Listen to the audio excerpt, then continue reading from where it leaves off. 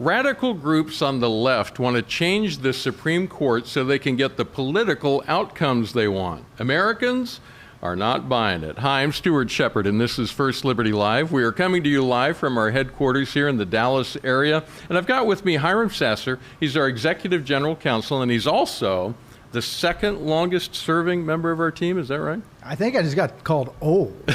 Well, how many years you got in? 22 years here. Wow. Yeah. Thank you for that. Thank you for being here so long. We have a lot of employees who've been here for a decade plus, and it's just good to acknowledge that and talk about that. I want to talk about, First Liberty commissioned a Mason-Dixon poll, and we wanted to find out what Americans are thinking about all this stuff going on with the court and the proposals for court reform. Polls are not cheap. Why was this important to First Liberty to do this? Well, I think it's important because there's so much talk, especially coming from President Biden and Vice President Harris, about trying to, reform the Supreme Court because they don't like the opinions that have been coming out. Yeah. And so they want to take some actions to try to, transform the Constitution and transform that institution more to their liking. And I think it's important to find out, well, what do the American people think about this?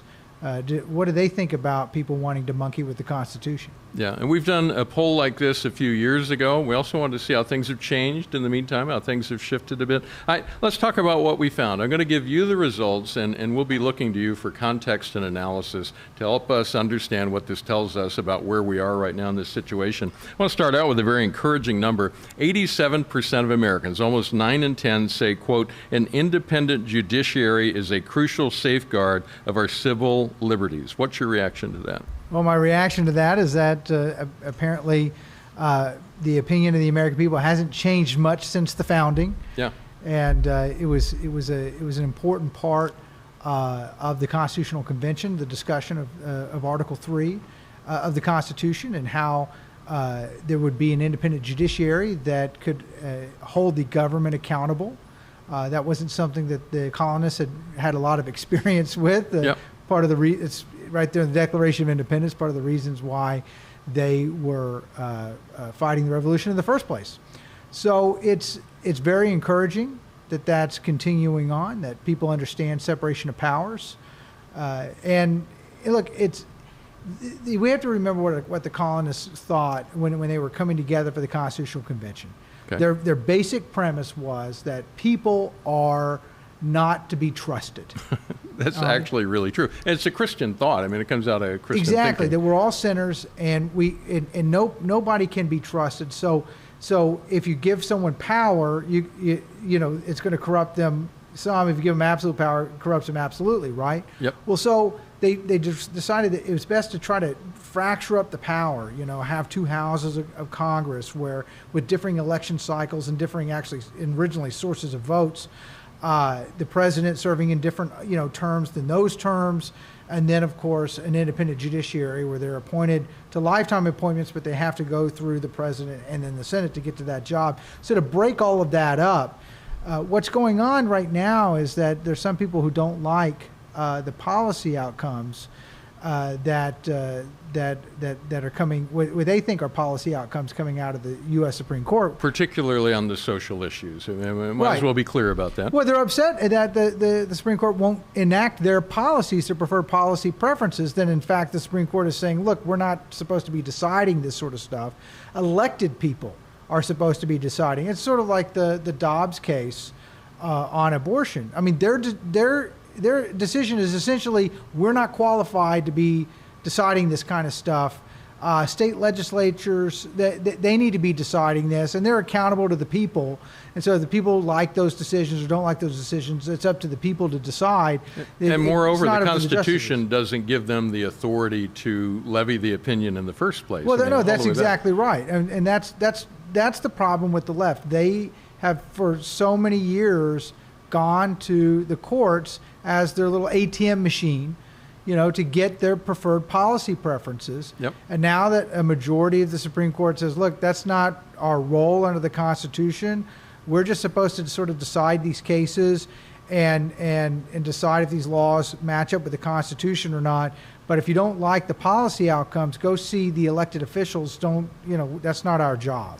The core of this is and it's a term of art in the legal profession, an independent judiciary.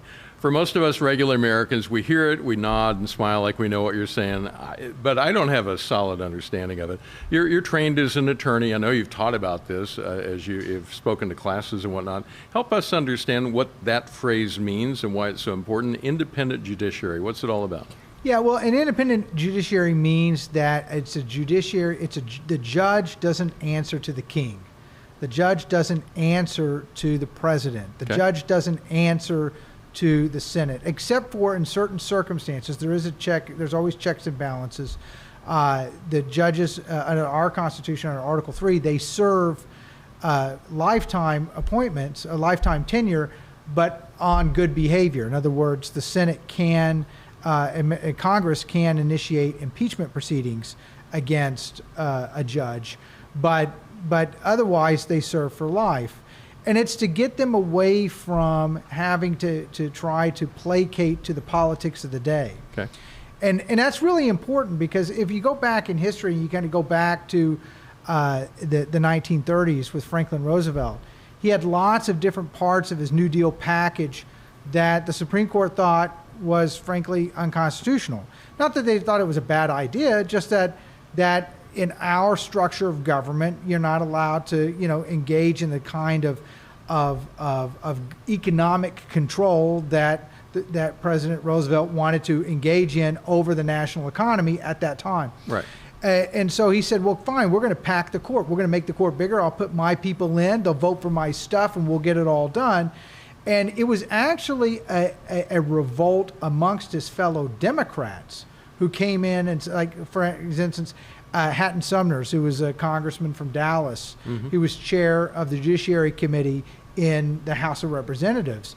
He was one of the ones that would have been put on the Supreme Court. Huh. And he said, look, he famously said, boys, this is where I cash in all my chips, and we're not going to mess with the Constitution. Wow.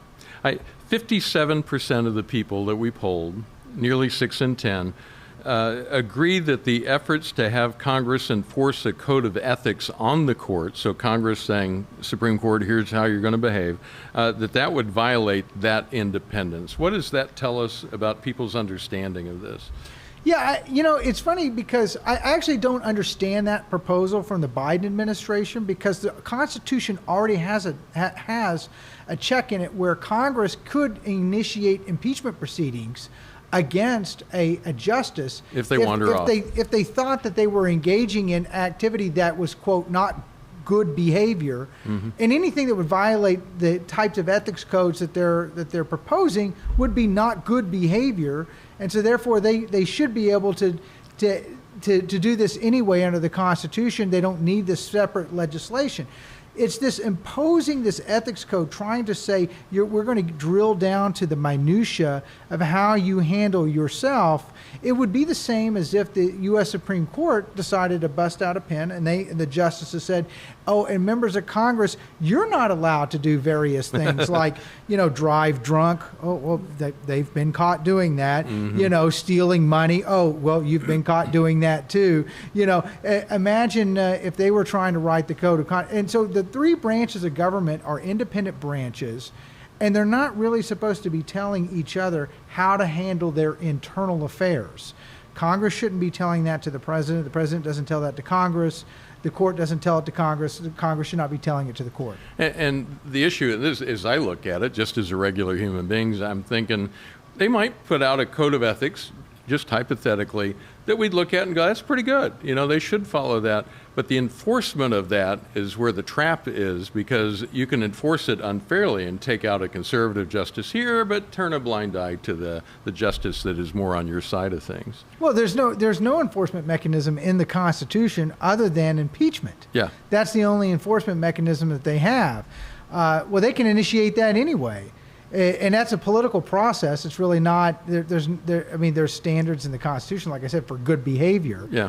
But that's sort of a malleable standard. So this is all really about harassing and attacking the Supreme Court justices, so that they will back off and they'll start delivering some policy wins to the left in order to placate the left so that the left will get some of the stuff that they want. That's all this is about. It's just about intimidating the justices. It really has nothing to do with ethics or term limits. They just want what they want. They want the results and they want them now. That's all this is about. You've talked about this next question a bit already, but I want to give you a chance to land it solidly, 100%. If Congress should set a code of ethics for the Supreme Court, it runs right into separation of powers. You've been touching on that, but just bring that on home for us. How would that defy separation of powers, and why is this separation of powers so crucial to our system of government? Yeah, well, the reason the separation of powers is so crucial is that we don't want power to be vested in too small of a space. One of the great things about the way the United States functions is that we have the president, but they only serve 4 years, can only serve 2 terms. You have members of Congress, the House of Representatives, they flip every 2 years. That's sort of the passions of the people. You have the Senate, it's every 6 years, but it's only a third can flip because there's always only a third up to election at any one time. Right. So it's a little bit slower, more of a deliberative body. You have the Supreme Court serving lifetime appointments. Then you have the states. They have their powers that are reserved to the states, so you sort of have this vertical separation along with the 3 branches of government at the top, which is sort of a horizontal separation. Right. This is all designed to fracture up the power so that no one group of people, no one political party, no one person can sort of tell everybody this is how we're going to live our lives. And it's really important that the way it's structured, where Congress is passing the laws the president has to sign or can veto. It goes to the court system sometimes for constitutional challenges. But these are all checks and balances on all the various branches, the 3 branches of government, to basically make sure that power doesn't get vested in too small of a space. And what's really important in terms of these provisions and these proposals to try to impose like ethics reform and that sort of thing on the Supreme Court is it's violating that balance. And when you start to violate that balance, you start piling power in too small of a space, and that's what leads to the big problem. That's the best explanation I've heard yet of that. If you break down the wall, it leads to tyranny. I mean, it is a dark road that they are looking down, and they're headed full speed ahead and putting tens of $millions into the effort to try to convince people it's the right way to go. Activist groups really have. We've seen in the news, they pledged $30 million, maybe more, toward trying to change the Supreme Court. Add seats to it to get the outcomes they want. Here are 2 numbers that I saw together. I couldn't quite wrap my head around, so I was going to get your opinion on them. 76%, so 3 out of 4 Americans, say they agree that, quote, plans to expand the membership of the U.S. Supreme Court are primarily motivated by political objectives. Okay, I got that.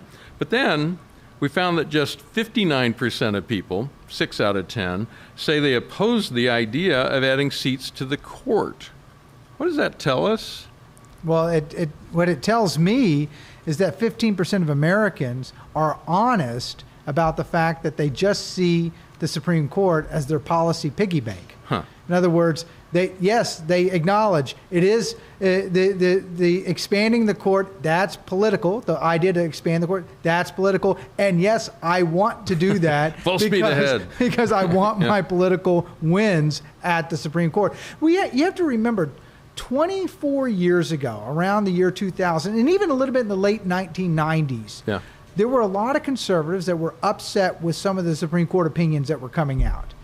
And they were criticizing the opinions, okay? Not calling on, court packing or anything, just merely criticizing the opinions. And the ACLU and the American Bar Association launched this massive nationwide campaign to fight for the independence of the judiciary. I mean, I remember going to conferences that were sponsored by the ABA and others, to kind of see what's going on in the early 2000s. And it was all about the independence. These criticisms of the justices is unwarranted, and it's an attack on the independence of the judiciary, right? Why? Because they were getting their policy wins. And now it's the same people It's the same people who were saying, promoting independence of judiciary when they were getting their policy wins at the court. Now that the court is saying, look, we're not in the policy business, we're just in the interpreting laws business. Now that that's going on, they're saying, we're attacking the court, and we don't care about all this judicial independence stuff. Because back then, 24 years ago, it was not about independence of the judiciary. That's not what the left was fighting for. They were fighting for their policy outcomes. They weren't fighting for a principle of independence of the judiciary. That they'll fight for principles as long as the principles give them the policy outcomes that they desire. If that stops, then they'll just switch principles and keep fighting for their policy objectives. We are not an organization that's given to overstatement, but I've heard Kelly say that this represents the end of democracy if they should succeed at this. I mean, it's kind of the end of America as we know it. That's not overstatement. I mean, the way you've laid it out, if you've reached the wall of separation between the powers, it's over. I mean, we're done. First Liberty is putting quite a bit of effort and resources into pushing back against this effort to change the Supreme Court. Tell us about the work that's happening here and why it's so important.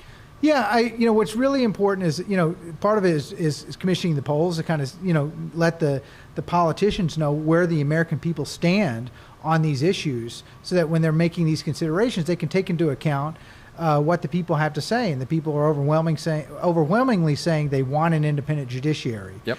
The other thing is we're trying to go around and make the case and make people understand that this, at the end of the day, this is not about whether or not you think the Supreme Court is conservative or liberal or should be doing originalist work or doing people's policy preferences of the day. Yeah. What this is really about, it's about power. That's what's so important. Everyone has to understand this is about power. And it's not and I've never really quite understand this. Whatever power you decide, wherever you decide to concentrate power, then that power is there regardless of which team is in charge. And I don't think that anyone wants to live with a power centered in the hands of their political opponents. And one of the beauty of the American system is that the power, it doesn't really get concentrated in any one particular way. So you lose a presidential election. Well, you still have the House of Representatives and the Senate. Yeah. You lose some senators, maybe you still have the presidency. Or maybe the courts are more to your liking. At any one time, the entire government's not against you. Yeah. Okay? But when you start concentrating power, then at some point the entire government can be against you. And you may think it's really cool if it's your team side with the power, Yep. but as history has proven, your team will not hold on to the power the whole time. The other team is going to get a hold of those reins as well. And so the way I like to think about it is, what do I want the government structure to look like if I'm in the minority? And that's what I need to fight for, regardless of what outcome I'm going to get. I need to fight for it as if I'm in the minority. And that's what we're really fighting for here. We're fighting for the right of the minority not to be completely trampled just because they happen to lose an election here or there. And that's what's really important. So the separation of powers, it was a novel invention by the colonists. It was a novel invention. It's what created what we have today. It really created the free world, not just the United States, but the United States has been the beacon of light that's essentially freed most of the world of despotism. All right, and the key to that was the separation of powers. You start monkeying with that, it's all going to fall apart. Wow. My whole lifetime, I've heard people complain about how hard it can be to move legislation through the Congress, get a president to sign it. Yes. And as the kids say today, it's a feature, not a bug. That's how it's designed to operate, to protect against what you were just talking about. That's exactly right. Anything else you see in this poll that you think people need to know about? Well, I think what people always wonder is, okay, this is great, the separation of powers and all this stuff, and I everybody feels informed, like, Yeah. okay, now I know all this But stuff. it's not academic. But what are we going to do about it? Yep. The average person thinks, well, what am I supposed to do?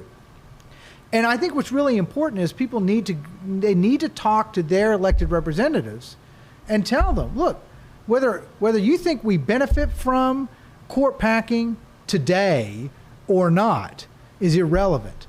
You need to tell your elected representatives, look, this is something that we're concerned about. We want the structure of the Constitution to stay the same. Yeah. Because it's worked, it's given us all the wealth, all the freedom. It freed the world of most of the world has been freed of despotism because of the existence of the United States. And the only reason it exists this way is because of the Constitution and the way it's drafted with the separation of powers. That's the whole game. That's it. All right.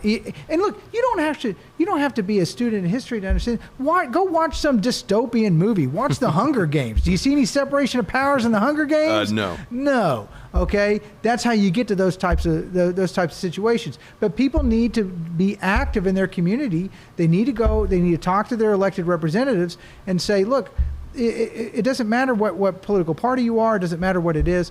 We have to preserve separation of powers because, today maybe Team A is in power, all right? But tomorrow Team B is going to be in power.